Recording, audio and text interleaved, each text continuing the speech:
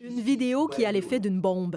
Sur Telegram, le chef du groupe paramilitaire Wagner tire à boulet rouge sur les hauts gradés de l'armée russe. Для чего была нужна война? Quel était le but de cette guerre? La guerre était nécessaire à l'autopromotion d'une bande de salauds, dit-il, pour montrer à quel point leur armée est forte. Tous les prétextes pour aller en guerre en février 2022 seraient faux. Ils auraient dupé le président Poutine, dit-il.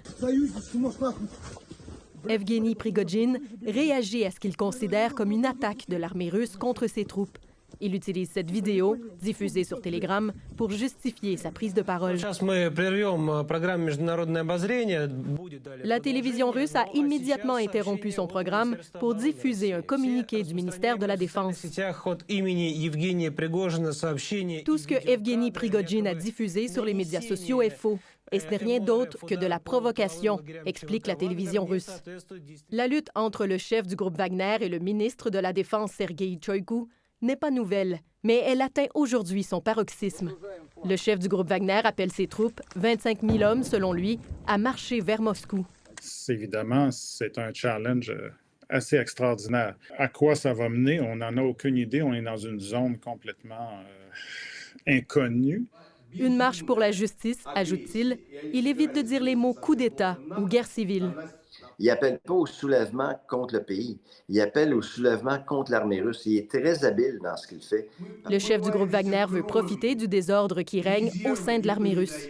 C'est qu'on voit de plus en plus à l'intérieur de la population russe, cette population-là qui constate que c'est un chaos actuellement sur la ligne de front et se pose des questions sur la vitalité et aussi l'organisation de l'armée russe à bien faire les choses.